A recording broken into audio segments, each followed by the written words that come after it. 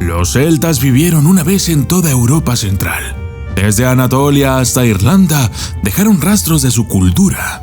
Construían ciudades, realizaban comercio y acuñaban monedas. Pero hay pocos registros escritos de la escritura celta. Por lo tanto, nos basamos en las excavaciones y las obras antiguas de los autores romanos y griegos para obtener una visión de la sociedad celta y de la vida cotidiana.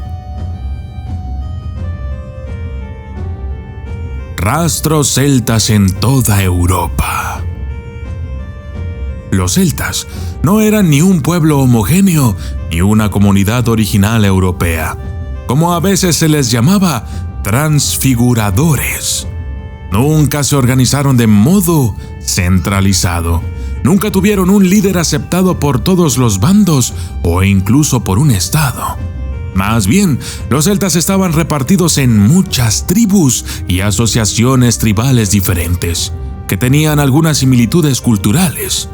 Muchas tribus vivían en Francia, que César resumió como los galos. En el sur de Alemania y en la actual Suiza vivían los helvéticos, los secuaces y los raurianos. Y en la actual Turquía los gálatas, por citar solo algunos ejemplos. El nombre de los celtas viene del griego keltoi, que Heródoto utilizó por primera vez alrededor del 450 a.C. Se dice que significa el valiente, el atrevido. Sin embargo, por benevolente que pueda sonar este término, los antiguos contemporáneos no se encariñaron especialmente con sus vecinos de Europa central. Los autores romanos y griegos a menudo reducían a los pueblos celtas a bárbaros sanguinarios que cultivaban crueles ritos de sacrificios.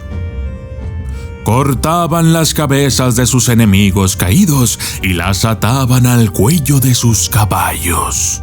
Daban la armadura sangrienta a sus sirvientes y los hacían exhibirla con gritos y cantos de victoria.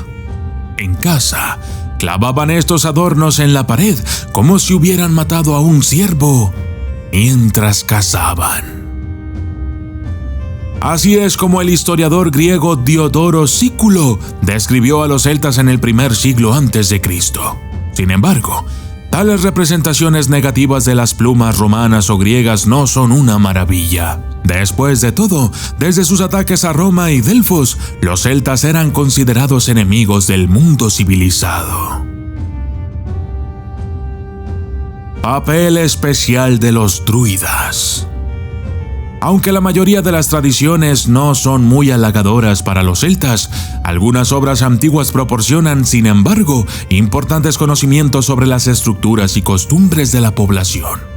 Julio César, por ejemplo, escribió en su obra sobre la conquista de Galia, de Bello Gálico, alrededor del 50 a.C., que los druidas y los guerreros nobles estaban a la cabeza de la sociedad gala. El comandante romano dedicó una descripción detallada a los druidas. Nos dice que los druidas no solo eran responsables de los ritos religiosos, sino que también cumplían con los deberes de maestros y jueces.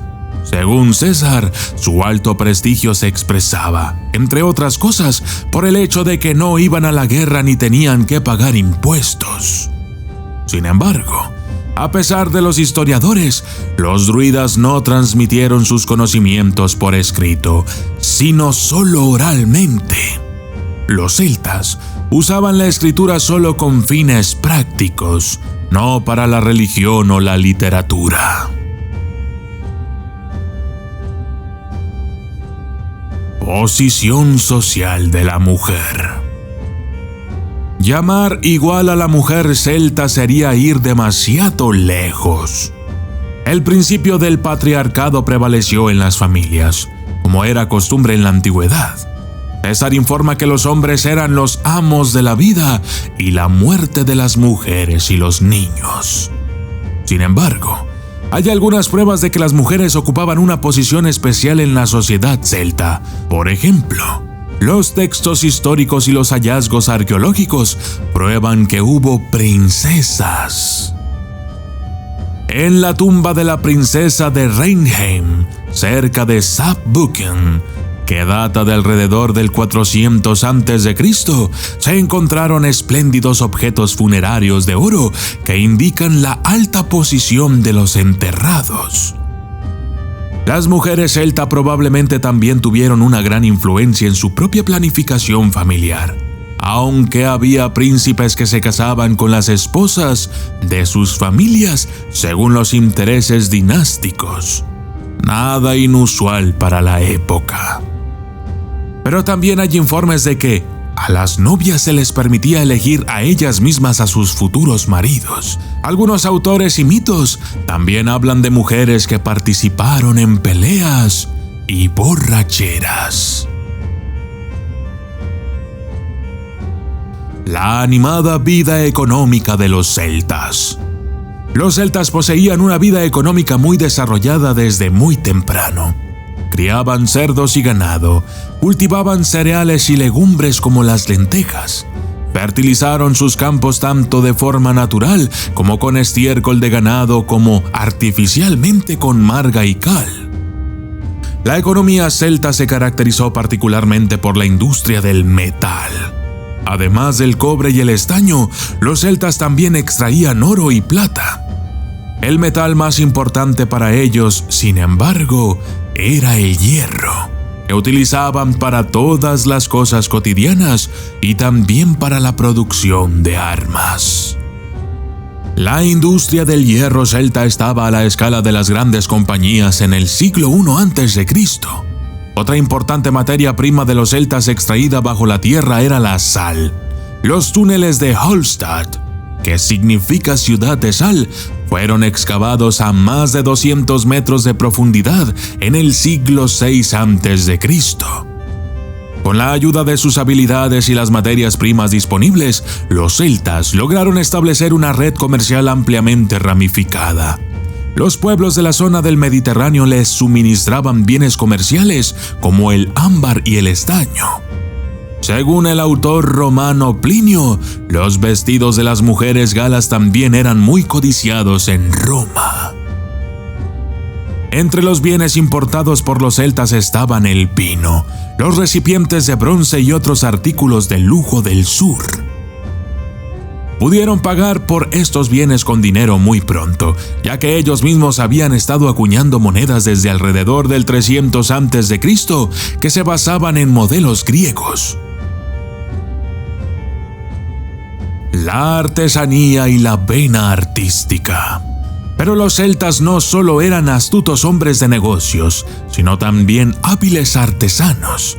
Demostraron sus habilidades como alfareros y tejedores, así como en la producción de vidrio y el procesamiento de cuero. Ya estaban usando sus primeras máquinas, como tornos, carros de cuadro o dos ruedas y tornos. El sentido artístico de los celtas se puede ver en las decoraciones, que tienen muchos hallazgos arqueológicos. Un ejemplo particularmente impresionante de esto es el magnífico casco de Agris, que está equipado con placas chapadas en oro con incrustaciones de coral.